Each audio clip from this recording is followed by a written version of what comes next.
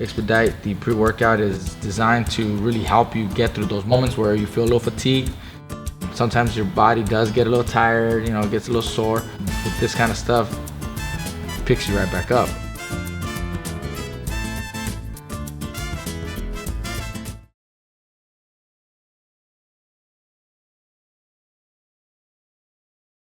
Every time he go up against me, he lose. Not this time, baby. Tell us the fights, Bomac. This is the night. This is the time it changes. Did y'all hear what I said? Every time he go up against me, he lose. Tell us the fights. And it's been going on for like 15 years now. Y'all think it's gonna change now? I am like 0-4 or 0-5 against both. This is true. Y'all think it's gonna change now? It won't change on April 17th. Y'all think it's gonna change now? Changing right. It's changing. The times are changing. Right, we're going to get underway because this is going to be an interesting conversation. We're here. We announced earlier today just a wonderful fight on the DAZN platform, April 17th, MGM National Harbour, Regis Prograis against Maurice Hooker. For me, this seemed like an obvious fight, but actually it was a fight that I never expected to happen.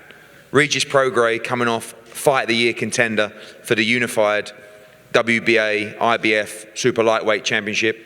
Of course, Maurice Hooker with the win recently, but also in a brilliant fight with Jose Ramirez, which was another unification fight. This is everything that's right about boxing. This is everything that says two guys that want to get back to the top, two guys that now become in the most relevant fight in the division. Two guys that say, you know what, I'll win this fight, I'll take it. Two teams that say, we win this fight, we take it. And it's so refreshing to make a fight like this that actually the fans say, that's great. A loss does not define your career. And I think here we have an opportunity for two guys to get straight back to the top. And it's funny that, you know, after suffering defeats in unification bouts, let's remember that, this fight becomes the hottest fight in the division. We know that the winner of this fight also has one eye on the fight tomorrow night, Saturday night, Mikey Garcia. It's the fight these guys want. Devin Haney will be in town tomorrow. He's going to be moving to 140 very soon. There's massive fights out there for both guys. So I'm going to start with Regis Prograis. Regis, welcome. You didn't want any tune-up fights after the Josh Taylor fight. You wanted straight back in.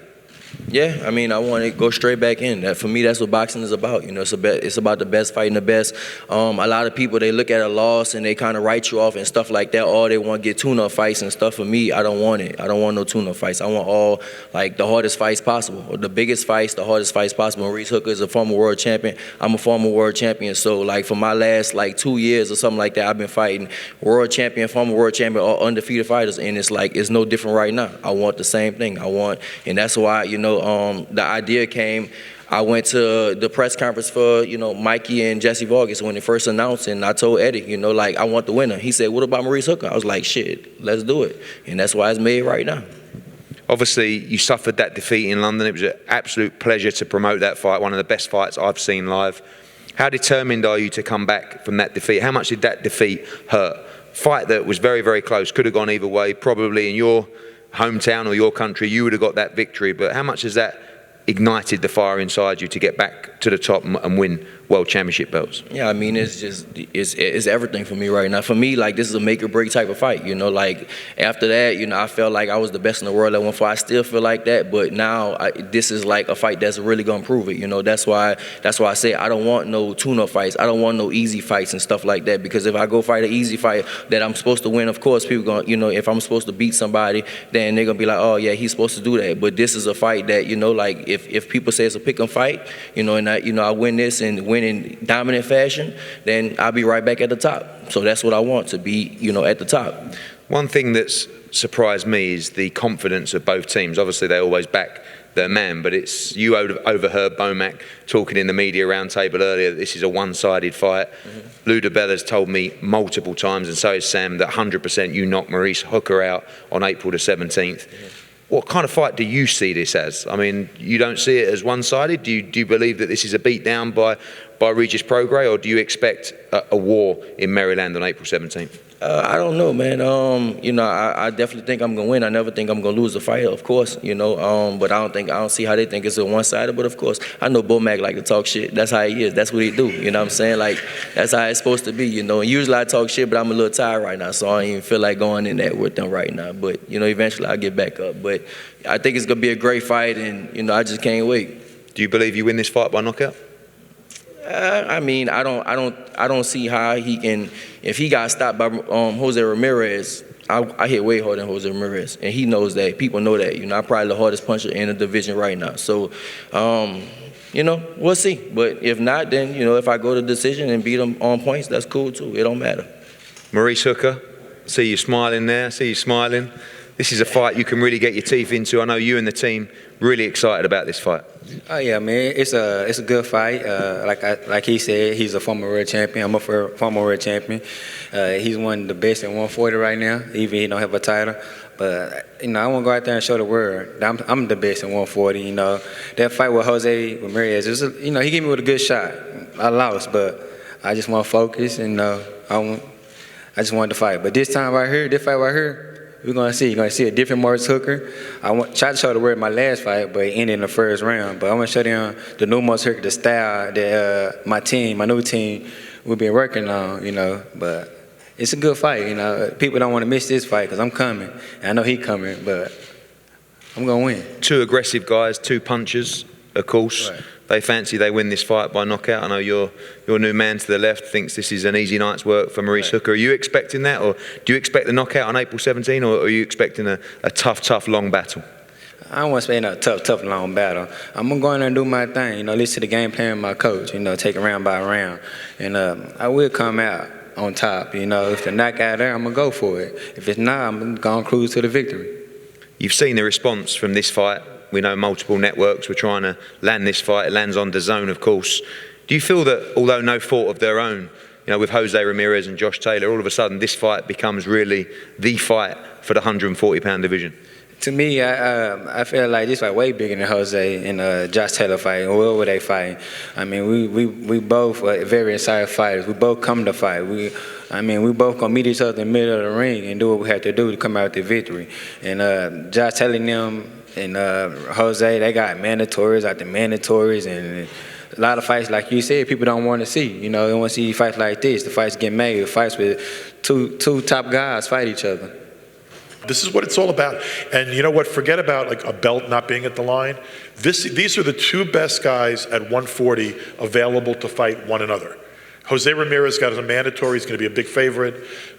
Josh Taylor announced his fight today. I don't see how the other guy has any chance at all. Those really are going to be sort of like dancing with the stars as opposed to fights. This is a fight. And this is a fight they both need to win. They're both coming off an L. Neither one of these guys is used to losing.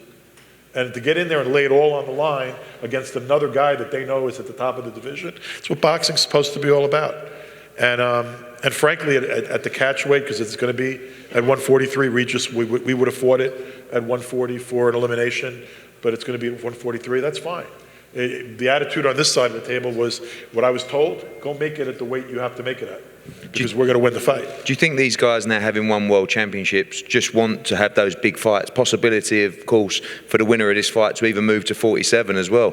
I mean, Mikey Garcia, Devin Haney at 140, whatever. But do you think now, with everything they've achieved, it's just about the biggest fights out there? Look, everyone knows titles still matter. He wants belts, titles still matter. But at the same time, there are 17 motherfuckers walking around in weight classes saying that they're a world champion.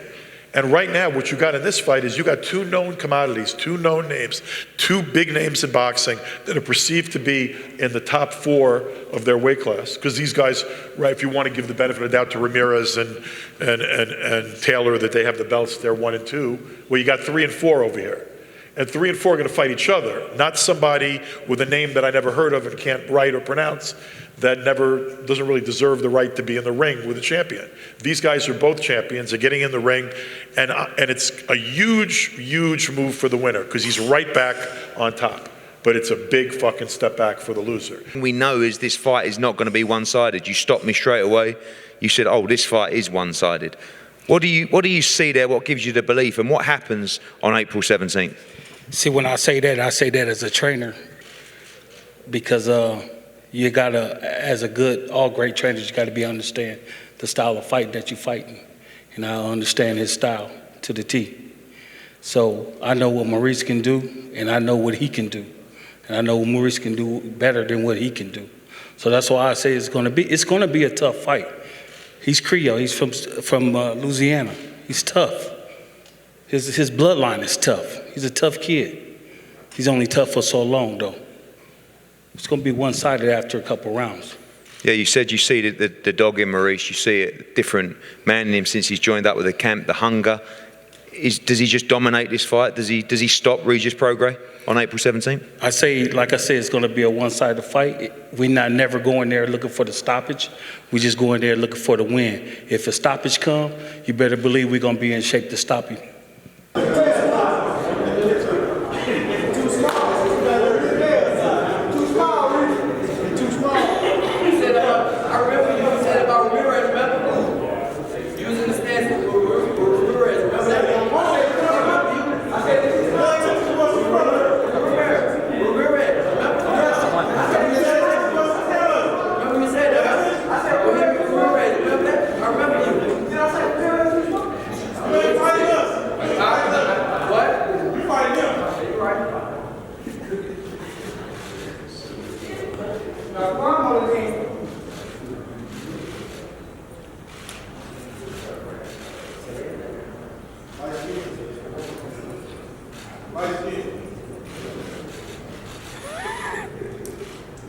Reese, don't drop. Let's beat him up real